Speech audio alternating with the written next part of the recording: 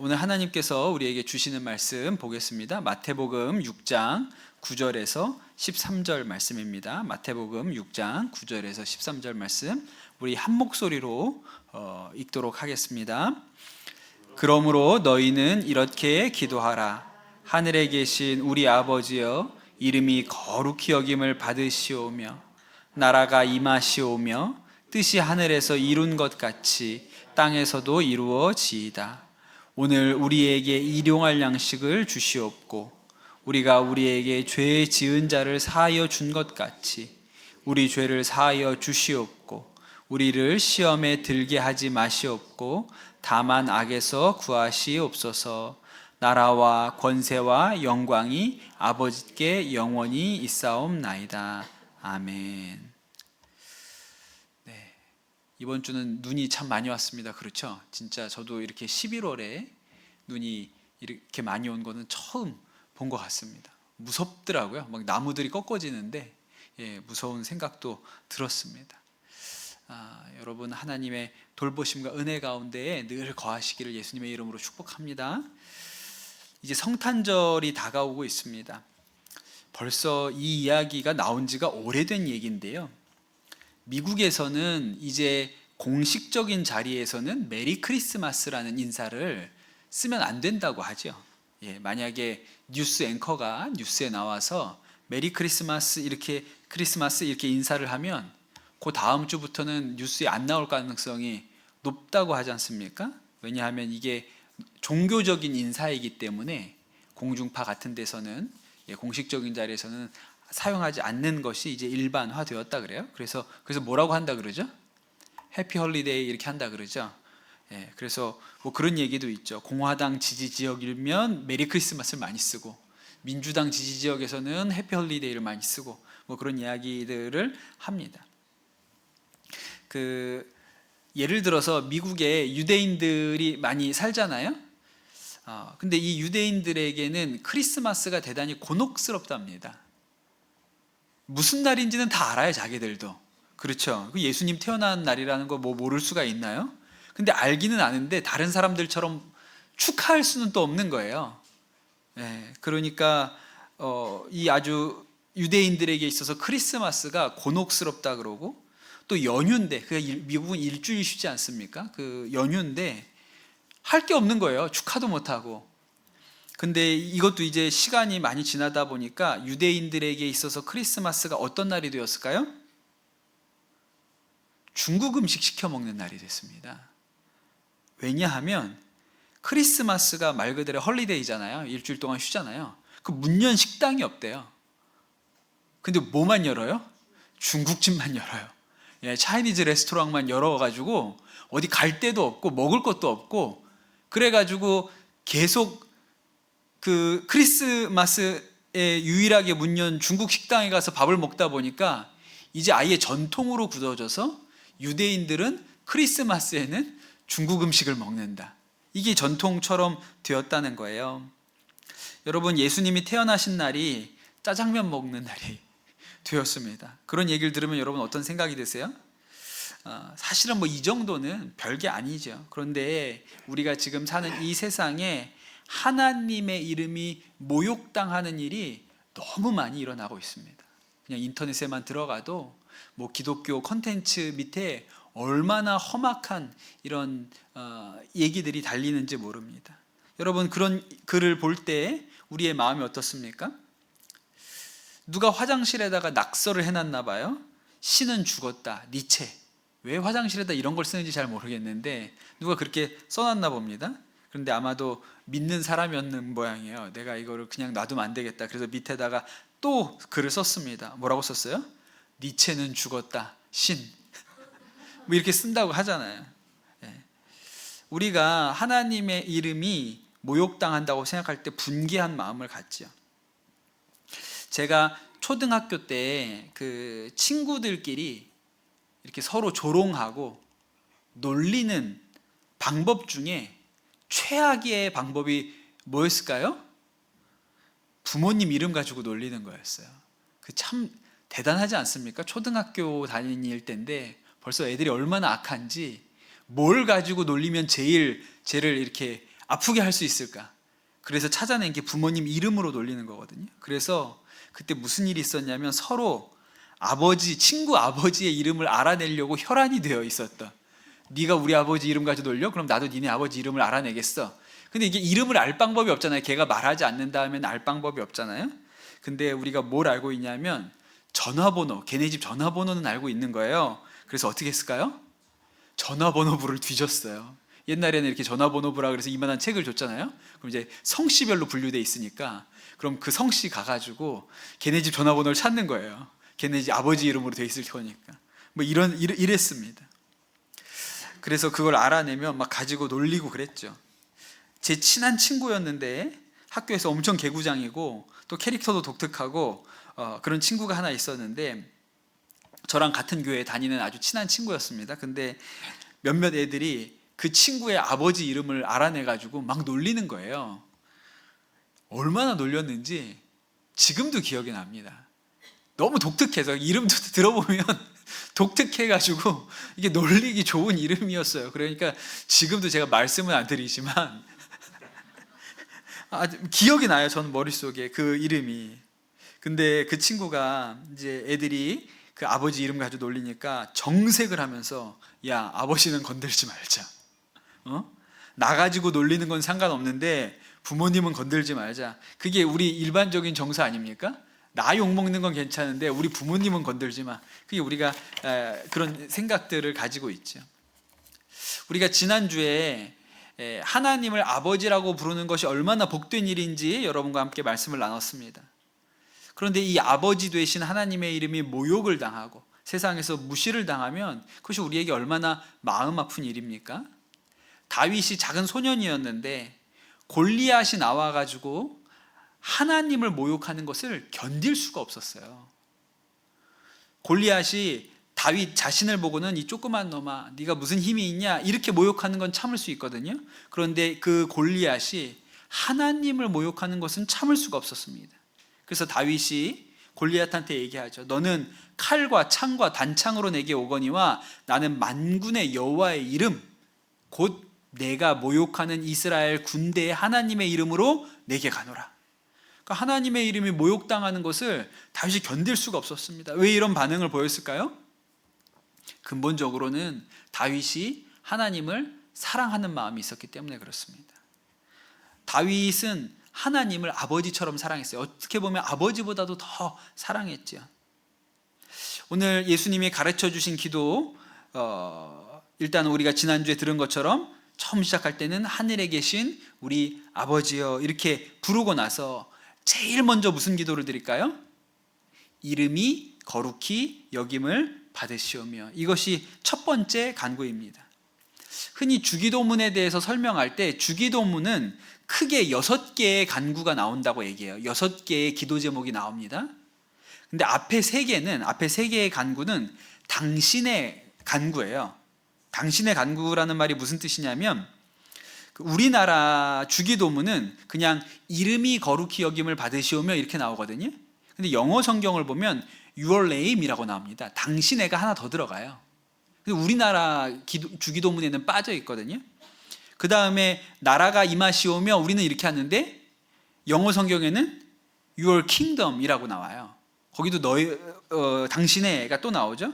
또 뜻이 하늘에서 이루어진 것 같이 땅에서도 이루어지다 할 때도 그냥 우리는 뜻이라고 하는데 영어 성경에는 Your will로 나옵니다. 당신의 뜻이 이렇게 나와요. 그래서 당신에게 하나님께 이런 일이 일어나기를 원합니다 라는 간구가 3개가 나오고 그리고 나서 뒤에 3개는 우리의 간구가 나옵니다. 그래서 우리에게 일용할 양식을 주시고 우리에게 죄 지은 자를 우리의 죄를 사하여 주시고 마지막으로 우리를 시험에 들게 하지 마옵시고 이렇게 해서 우리에 대한 얘기가 나와서 6개가 나온다고 하거든요. 그런데 이 주기도문에 대해서 설명하는 그런 자료들을 읽어보면 그 순서가 되게 중요하다고 얘기해요. 그 6가지가 나오는 순서도 중요하다.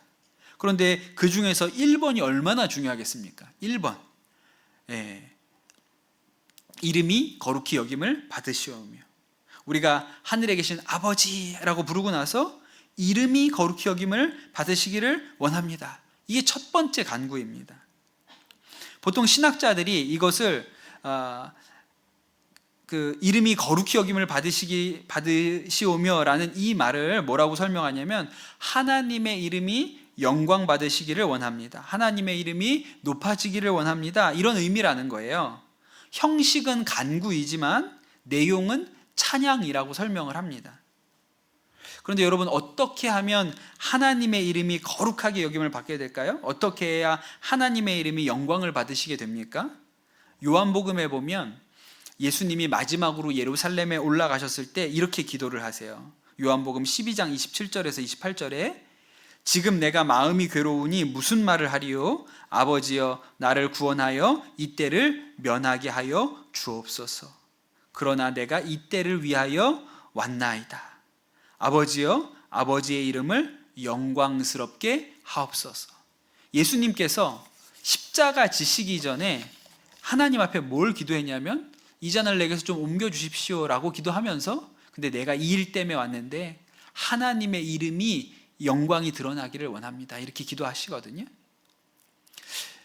예수님 편에서 제자들한테 기도 가르쳐 주실 때 이름이 거룩히 여김을 받으시오며 이렇게 말씀하신 뜻은 나중에 당신이 십자가에 달려서 죽으시고 부활하셔서 구원을 완성하실 것을 이제 생각하시면서 가르쳐 주신 것입니다.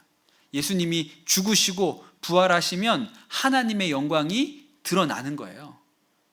하나님이 얼마나 사람을 사랑하셨는지, 인간을 사랑하셨는지 그 영광이 드러나게 됩니다. 그렇게 되기를 원한다고 기도를 하신 거죠. 그런데 여러분, 우리에게는 이미 그 영광이 드러났습니다.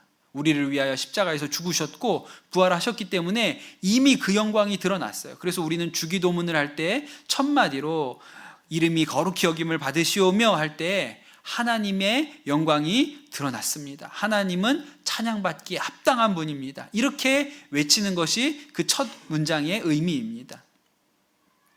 그래서 여러분, 예수님이 가르쳐 주신 기도의 첫 마디는 하나님을 찬양하는 거예요. 우리는 찬양은 찬양이고 기도는 기도라고 생각합니다. 그런데 예수님이 가르쳐 주신 이 기도의 첫머리가 찬양이에요. 하나님의 이름을 높이는 것으로부터 시작합니다.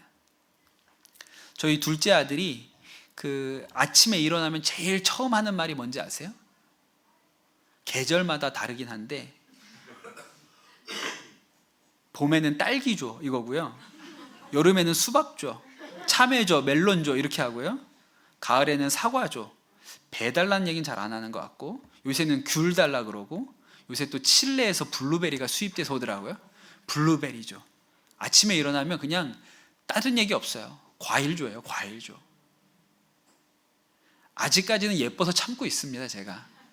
참고 있어요. 근데 얼마나 버릇 없습니까? 일어나자마자 그냥 달라는 거예요.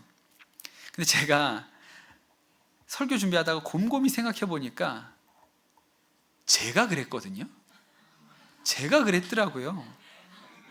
제가 어렸을 때 우유를 배달해서 먹잖아요. 집에로 우유를 배달해 주는 걸 했는데, 저희 집은 우유를 배달 안 시키고 야쿠르트 아주머니가 아침마다 그 우유 봉투, 대문에 걸려있는 우유 봉투에다가 야쿠르트를 2개씩 놓고 가셨어요. 제가 일어나서 처음 한 말이 뭘까요? 야쿠트예요, 야쿠트. 발음도 잘 못해서 야쿠트. 일어나면 처음 했던 말이 야쿠트예요. 계절에 상관없이 아침에 일어나면 부모님이 야쿠르트를 가져다 주세요. 근데 지금도 생각나는데 겨울이면 이 야쿠르트가 어떻게 돼 있을까요? 얼어 있어요. 그럼 그거를 이제 따뜻한 아랫목에서 그거를 이렇게 혀로 살살 녹여가면서 먹는 기쁨이 있었죠. 근데 저는 그게 기쁨이 있었는데, 부모님 입장에서 생각해 보면 자다가 애가 먼저 일어나서 야쿠트 야쿠트 그러니까 일어난 거예요. 그럼 이제 그걸 또 가지러 가야 되잖아요. 그러면 그냥 그 겨울에 내복 위에다 잠바 하나 걸치고 맨발에 슬리퍼 신고, 그때 이제 마당이 꽤 컸거든요, 집 마당이. 거기를 걸어가서 저 대문에 가서 그걸 집어가지고 오셔야 되니까 얼마나 귀찮겠어요. 근데 제가 맨날 아침마다 야쿠트 야쿠트 이렇게 얘기를 했던 거예요.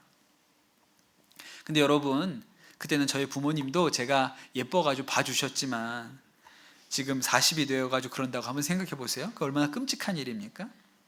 어떻게 해야 돼요? 아버님 일어나셨습니까? 밤새 별고는 없으셨는지요? 아버지와 함께 맞는 이 아침이 너무 설레고 기쁩니다. 만수무강하소서. 이렇게 해야 되지 않습니까?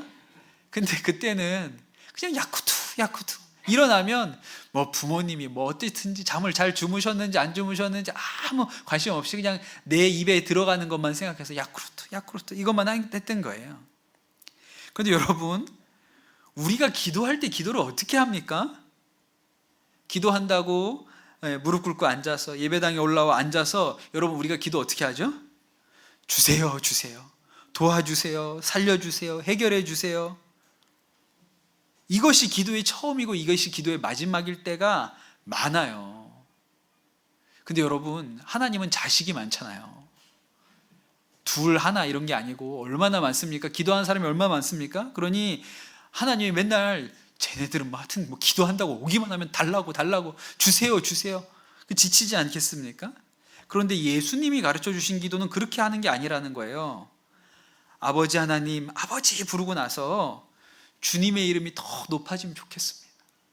주님의 이름의 영광이 드러나면 좋겠습니다. 주님의 이름이 이 세상 가운데 거룩하게 여겨지기를 바랍니다 라고 기도하는 아들이 있으면 얼마나 효자입니까? 그게 하나님 기뻐하시는 기도가 뭔지를 알려주시는 것이죠. 물론 제 생각에 우리가 믿는 하나님은요, 그냥 주세요 해도 좋아하시는 분이세요. 그 기도도 좋아하시는 분이세요. 받아주시는 분이세요. 그냥 우리가 하나님을 찾고 의지만 해도 하나님은 좋아하시는 분이시죠. 그런데 여러분, 우리가 기도할 때 그 기도의 첫머리를 간구로 하지 아니하고 찬양으로 하는 일은요, 우리에게 유익이 있습니다. 기도할 때 주세요 하는 것은 기도의 초점이 문제에 있다는 것을 보여줘요. 문제를 보고 기도하는 거예요. 문제가 우리의 기도하는 우리를 압도하고 있는 거죠. 그런데 그렇게 기도하면 믿음이 잘 안 생깁니다. 기도하고 일어나서 나가도 될 것 같지가 않아요. 왜? 문제만 초점이기 때문에. 문제에 우리의 모든 관심이 쏠려 있으니까요. 그러니까 여러분, 기도할 때 우리의 초점을 어디에다 두어야 됩니까? 기도를 받으시는 하나님께 둬야 되는 거예요. 그런데 대부분 우리가 기도할 때 문제를 놓고 기도합니다. 문제를 바라보고 기도해요. 하나님을 바라보고 기도하지 않고요. 그러니 여러분, 우리가 기도할 때 해야 되는 중요한 일이 기도를 들으시고 응답하시는 하나님께 우리의 초점을 맞추고 기도해야 됩니다. 그런데 여러분, 우리가 하나님께로 우리의 초점, 시선을 옮기는 방법이 찬양입니다. 우리가 예배 드릴 때도 시작할 때 찬양을 하잖아요. 여러분, 찬양을 부르면서 우리 하나님은 높은 분이야, 우리 하나님은 좋으신 하나님이시고 찬양 받으셔야 돼, 우리가 이렇게 찬양하면서 어떻게 되죠? 세상에 쏠려 있었던 우리의 관심이, 우리의 초점이 하나님께로 옮겨갑니다. 그러면서 예배의 가운데로 더 깊이 들어가는 거예요. 기도도 마찬가지죠. 그러니까 기도를 문제를 바라보고 하는 게 아니라 하나님을 바라보고 해야 됩니다. 그래서 기도의 첫머리에 아버지의 이름이 거룩히 여김을 받으시면 좋겠습니다. 아버지의 이름이 영광이 드러나면 좋겠습니다. 이렇게 하면서 우리 하나님이 어떤 분이신지에 대해서 초점을 맞추는 것이죠. 이번 한 주간 우리가 요한계시록 말씀을 새벽마다 봤는데, 제가 새벽에 요한계시록 말씀을 묵상하면서 저도 은혜를 많이 받았습니다. 요한이 지금 반모섬에 유배되어 있거든요. 그런데 자신은 섬 밖으로 나가지도 못하고 갇혀있는 형편인데, 섬 밖에 육지에 있는 교회들은 지금 박해를 당하고 환난을 통과하고 있습니다. 순교자들이 나오고 있어요. 도미티아누스라는 이 로마 황제가 완전히 이 세상을 자기 마음대로 주무르고 있어요. 그런데 요한은 할 수 있는 게 없죠. 그냥 섬에 갇혀 있고 자기도 채석장에서 강제로 노동해야 되고, 이게 요한이 경험한 현실이거든요. 그런데 하나님께서 이 요한의 시선을 바꾸어 주십니다. 에스겔이 바벨론의 포로로 끌려갔을 때 그발강가에 서서 하늘이 열리는 경험을 했는데, 요한에게도 하늘이 열려요. 요한은 아예 하늘로 올라갑니다. 가서 보니까 하나님이 보좌에 앉아 계시고 이상하게 생긴 네 생물이 거룩하다 하나님을 찬양하고, 24장로가 주님은 영광과 존귀와 권능을 받으시는 것이 합당합니다. 이렇게 찬양을 하고 있는 거예요. 여러분, 오늘 새벽에 나온 말씀 기억하십니까? 어린 양이신 예수님이 등장을 하시는데 천천만만의 천사들이 어린 양을 향해서 죽임당하신 어린 양은 능력과 부와 지혜와 힘과 존귀와 영광과 찬송을 받으시기를 바랍니다. 찬양을 하고 있는 거예요. 여러분, 요한이 그 반모섬에 갇혀서 이 환상을 봤거든요. 어떻게 됐을까요? 더 이상 문제가 문제로 보이지가 않는 거예요. 나는 우리가 로마 제국 밑에서 이 로마 황제한테 핍박받는다고 생각했는데 아니구나. 하나님이 이 세상을 다스리는구나. 저들이 심판을 받겠구나. 이게 믿어지잖아요. 이게 찬양의 힘이고 능력인 것이죠. 기도의 첫머리에, 그래서 우리가 기도의 첫머리에 하나님 주세요, 주세요 하지 않고 아버지의 이름이 거룩히 여김 받으시기를 원합니다. 하나님의 영광이 드러나기를 원합니다. 이렇게 기도하라고 예수님이 가르쳐 주신 것이죠. 그런데 여러분, 우리가 기도의 첫머리에 하나님의 이름이 영광 받았으면 좋겠습니다, 거룩히 여김을 받으면 좋겠습니다 라고 시작하는 이 기도가 기도하는 우리의 마음 자세에 대해서도 가르쳐 줍니다. 어떤 마음이 있어야 우리가 기도 시작할 때 하나님을 찬양하고 하나님의 영광을 우리가 선포할 수 있을까요? 사랑하는 마음이 있어야 돼요. 하나님을 사랑하는 마음이에요. 저는 예수님이 가르쳐 주신 이 기도의 정수가 여기 있다고 싶습니다. 우리가 사랑하는 분께 기도해요. 그래서 찬양하는 거죠. 좋으니까, 사랑하니까 찬양하는 것입니다. 여러분, 좋아하지 않고 사랑하지 않는데 찬양하면 그건 찬양이 아닙니다. 그건 그냥 아부일 뿐이죠. 다윗이 골리앗을 보고 왜 화가 났는지 아십니까? 사랑하니까 화가 났어요. 사랑하니까. 내가 사랑하는 하나님이 모욕당하니까 화가 난 것이죠. 다윗이 마음을 다해서 하나님을 사랑했거든요. 그래서 내가 사랑하는 이 하나님의 이름을 다른 사람도 높였으면 좋겠다, 그렇게 생각을 했습니다. 그래서 다윗이 이렇게 노래하죠. 시편 8편에 보면 여호와 우리 주여, 주의 이름이 온 땅에 어찌 그리 아름다운지요. 다윗은 그 이름이 너무 좋은 거예요.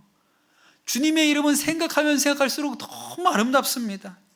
주님, 사람이 무엇인데 저를 그렇게 생각하시고 사람이 무엇인데 저를 이렇게 돌봐주십니까? 여호와 우리 주여, 주의 이름이 온 땅에 어찌 그리 아름다운지요. 그리고 내가 좋아하는 이 주님의 이름이 다른 사람도 그렇게 했으면 좋겠어요. 그러니까 다윗이 하나님의 이름을 부를 때 그 마음에서 사랑이 막 이렇게 흘러나옵니다. 너무너무 좋은 거예요. 그러니 다윗은 누가 시켜서 찬양한 게 아니라 정말 사랑하고 기뻐서 그렇게 하나님께 찬양을 올려드렸죠. 근데 여러분, 세상에 누가 시켜서 하는 찬양이 있습니까? 여러분, 시켜서 하는 건 찬양이 될 수가 없어요. 그런데 우리가 시켜서 하는 찬양을 보죠. 우리가 이 강남선언목자교회에서 예배드리면서 통합 예배를 드리면서 놀란 것 중에, 이제는 익숙해졌지만 이런 게 있습니다. 처음 우리가 통합 예배 드릴 때 학부모님들이 우리 자녀들 같이 예배 드리면서 뭐 때문에 놀랐어요? 애들이 찬양을 안 해요. 찬양하는데 입을 꼭 다물고 있습니다. 보통 초등학교 한 5학년쯤 되면 안 부르거든요. 그게 일반적으로 그래요. 초등학교 5학년쯤 되면 안 부릅니다. 근데 부모님은 몰랐죠. 왜냐하면 예배를 따로 드리니까 쟤는 늘 그냥 예배 갔다 오면 찬양하고 예배 잘 드리는 줄 알았지, 아이가 예배 드리는 걸 본 적이 없으니까 몰랐던 거예요. 그래서 예배 끝나고 중학생 아들한테 가서 얘기를 하죠. 야, 근데 넌 왜 찬양을 안 하니? 애들은 황당한 거예요. 벌써 안 한 지 3년이 지났는데 왜 인제 와서 딴 새삼스럽게 찬양을 안 하냐고 물어보는 거야. 근데 얘네들이 억지로 찬양하죠. 해야 되니까. 근데 그건 찬양이 아니에요. 제가 신학대학교 다닐 때 합창단을 했거든요. 진짜 안 어울리지 않습니까? 그 감심대 합창단이 나름대로 감리교 안에서는 꽤 유명한 합창단입니다. 지방 순회 공연도 가고요. 미국의 해외에 이렇게 미국의 이제 한인 감리교회들 돌아다니면서 연주도 하고 그렇게 하는 합창단이에요. 우리 교회 박하영 전도사님 감신대 합창단 아주 열심히 그렇게 했거든요. 그 노래를 잘한다 그러더라고요. 저는 들어본 적이 없어서 검증은 못했는데 잘한다 그래요. 근데 여러분 놀라실 만한 일인데 저도 오디션을 보고 들어갔습니다. 여러분이 그거 어떻게 잘 못하는 것 같다, 어떻게 목사님 뽑아줄 정도면 잘하는 합창단 아닌 것 같은데, 저도 놀랍습니다. 제가 어떻게 들어갔는지. 그런데 제가 왜 그 합창단을 들어갔을까요? 너무 찬양하는 게 좋아서, 노래하는 게 좋아서 그런 게 아니고요. 왜 들어갔냐면 친구가 없어서 들어갔어요. 대학교를 처음 들어갔는데 이게 대학을 가보니까 고등학교 때랑은 좀 다르더라고요. 고등학교는 그냥 한 교실에 몰아 넣으니까 그냥 시간이 지나면 다 친구가 되잖아요. 알고 같이 앉아서 밥 먹고 뭐 공부하고 그러다 보니까 그냥 친구가 생기는데, 대학을 가보니까 대학교는 자동으로 친구가 생기질 않아요. 왜냐하면 수업이 다 다르고 또 막 다 같이 모여가지고 뭐 하는 일이 많지 않으니까 친구가 안 생겨요. 그래서 제가 좀 당황했습니다. 내가 이렇게 외톨이였던 적이 없는데 대학교 1학년 때 친구가 없는 거예요. 한 학기가 거의 끝나가는데도 불구하고 친구가 없어요. 그래서 이렇게 학교를 다니면 안 되겠다 이렇게 생각을 해서 나도 어디라도 들어가서 좀 소속감이 있어야겠다 이렇게 생각해서 들어간 데가 합창단이에요. 왜 합창단을 들어갔냐? 그게 감신대에 있었던 모든 조직 중에 제일 컸거든요. 사람이 제일 많았어요. 이왕이면 친구가 없어가지고 들어갔는데 제일 큰 데 들어가야 친구가 많이 생기지. 그래서 합창단에 들어갔습니다. 근데 합창단에 들어갔는데 일주일에 2번인가 연습을 하고 또 채플에서 찬양하고 또 연말에는 정기 연주회를 하는데 거의 한 달 가까이를 매일 저녁마다 연습을 하는 거예요. 고등학교 때도 진짜 야간 자율학습 하는 게 지긋지긋했거든요. 집에 가고 싶다 그랬는데 이건 뭐 대학교 와서까지 합창단 연습한다고 집에 못 가고 있으니까 도저히 못하겠다. 그래서 딱 한 학기 하고 그만뒀어요. 그러니 노래는요, 억지로 할 수 있는 게 아니에요. 억지로 할 수가 없어요. 딱 2 종류의 사람만 남는 거죠. 정말 찬양하는 일이 좋은 사람이 남고요, 아니면 노래 부르는 게 좋은 사람이 남는 거예요. 저처럼 친구 사귀러 들어간 사람은 한 학기 이상을 못합니다. 그러니 여러분, 세상에 누가 찬양을 억지로 할 수 있습니까? 억지로 하면 찬양이 아닌데 어떻게 억지로 찬양을 하겠어요? 하나님이 좋아야, 하나님을 사랑해야 찬양을 할 수 있죠. 여러분, 우리가 기도할 때 주님의 이름이 거룩히 여김을 받으소서라고 시작하는 것은요, 우리가 다윗이 고백한 것처럼 하나님의 이름이 저한테는 너무 아름답습니다. 주님의 이름이 저한테는 너무 귀합니다. 다른 사람들이 왜 이걸 모르는지 모르겠어요. 다른 사람들도 좀 다 알았으면 좋겠어요. 거룩히 여김을 받으소서. 사랑 고백하고 시작하는 거예요. 그래서 여러분, 우리가 하는 기도는 하나님을 향한 사랑 안에서 합니다. 어떻게 보면 너무 당연한 거거든요. 기도할 때 하나님을 사랑하는 마음으로 한다, 너무 당연하죠. 그런데 우리가 이걸 잊고 기도할 때가 너무 많습니다. 사랑하는 마음으로 기도하지 않고 그냥 야쿠르트 이것만 할 때가 너무너무 많은 거예요. 주기도문 시작하면서 우리가 드리는 기도가 다른 종교의 기도와 다른 점이 무엇이냐? 다른 종교의 기도는 문제 해결, 소원 성취가 기도의 목적이지만 우리가 하는 기도는 하나님과의 사귐이 목적이라고 말씀드렸잖아요. 우리가 하나님을 아버지라고 하면 하나님이 나를 자녀로 사랑하신다는 것을 알고, 또 우리가 아버지의 이름을 거룩히 여김을 받으시오며 하면 내가 하나님을 사랑합니다, 그렇게 고백하는 거예요. 그러니 우리는 사랑 안에서 기도하고 교제 안에서 기도를 하는 것이죠. 제가 아주 좋아하는 찬양이죠. 청소년 시절부터 자주 부르고 좋아했던 찬양 중에 예수 그 이름이라는 찬양이 있습니다. 송명희 시인이 쓴 찬양이에요. 여러분 다 아시는 찬양일 겁니다. 요새는 많이 그렇게 부르지 않는 것 같지만 그래도 참 주옥과 같은 찬양이죠. 송명희 시인이 자신이 쓴 찬양 중에 수많은 찬양 시를 쓰셨는데 그 중에 뭐가 제일 좋냐 물어보면 예수 그 이름이 제일 좋다 그러시더라고요. 그 찬양이 본인이 가장 좋아하는 시라 그래요. 송명희 시인이 태어나서 뇌성마비 장애인으로 그렇게 평생을 사셨죠. 너무 고통스러웠다 그랬어요. 16살까지는 세상을 원망하고 부모를 원망하고 하나님을 원망하며 살았다 그랬습니다.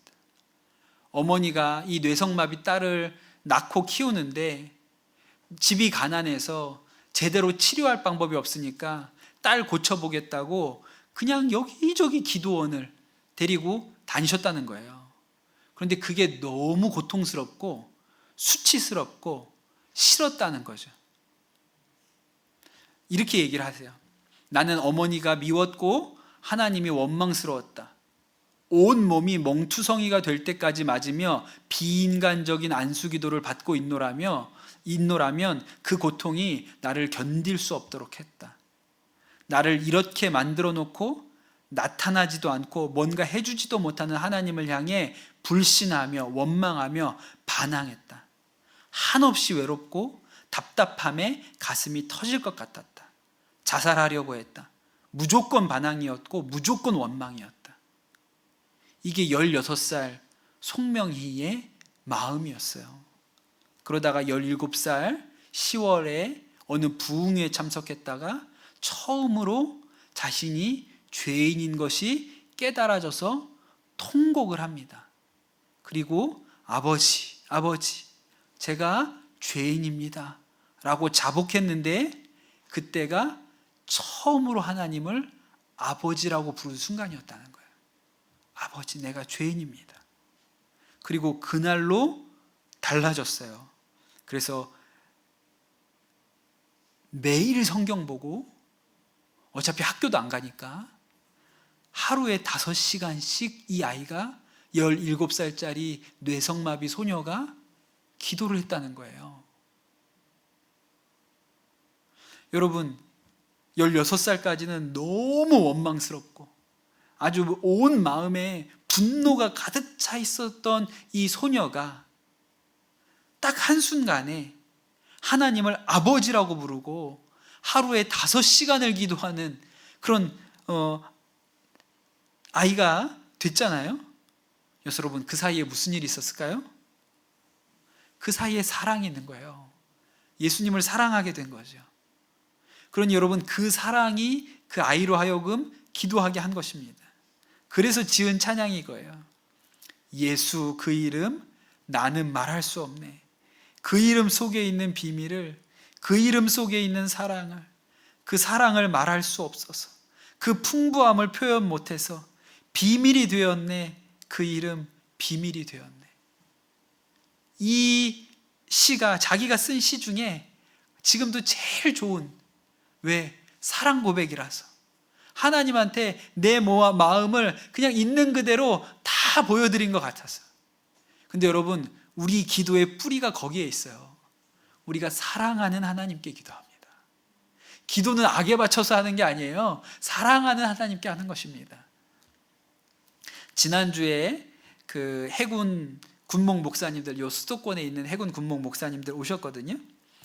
뭐 생각보다 많이 안 오셨는데, 군인 목사님들이라 뭐 이거 갑작스럽게 이제 일들도 많으셔서 많이 못 오셨는데, 오신 분들 중에 제일 계급이 높은 목사님이 중령이시거든요. 그 목사님이 저를 연평도에 보낸 분입니다. 아주 저한테는 원망스러운 분이신데, 그 목사님이 제가 뭐 짧게 군목 생활했지만 그게 나한테 지금 목회하면서 어떤 유익이 있는지 후배들한테 좀 나눠 달라고 얘기를 해서 제가 연평도, 이분 때문에 내가 연평도 갔는데, 근데 한 번 더 기회가 주어진더라도, 또 선택할 기회가 주어진더라도 나는 또 연평도 들어가는 일을 선택하겠다, 그렇게 이야기를 하면서 거기서 하나님이 나를 기도를 많이 하게 시키셨다, 그 얘기를 하나 했거든요. 근데 생각을 해보니까 그렇게 연평도에서 기도하는 시간을 많이 가졌는데, 그래서 제가 기도를 잘하게 된 게 아니고 하나님을 더 사랑하게 된 거더라고요. 막 기도를 많이 해가지고 세상 없는 유창한 기도, 막 시간 가는 줄 모르고 하는 기도 삼매경에 들어간 게 아니고 하나님을 더 사랑하게 된 거예요. 그럼 여러분, 우리가 기도할 때 사랑 안에서 합니다. 하나님을 사랑하는 마음 안에서예요. 제가 지난주에도 말씀드렸지만 그래서 기도는 우리에게 부담이 아니고 특권이죠. 특권이에요. 자녀가 누리는 특권이에요. 예, 사랑하는 하나님 앞에 거하는 시간이 기도니까요. 근데 여러분, 기도할 때 여러분의 사랑하는 마음을 온전히 주님께 보여드리시게 되기를 축복합니다. 주세요, 주세요. 물론 그것도 기뻐하시지만 먼저 우리가 하나님 앞에 사랑합니다. 주님의 이름이 높아지기를 원합니다. 주님의 이름이 거룩하게 되기를 원해요. 그럼 여러분, 우리의 기도가 바뀝니다. 초점이 바뀝니다. 문제가 아니라 하나님을 바라보는 기도로 변화되는 것이죠. 이 시간 우리 같이 찬양하시고 오늘 예수님이 가르쳐 주신 기도 가운데 우리 함께 나아가도록 하겠습니다.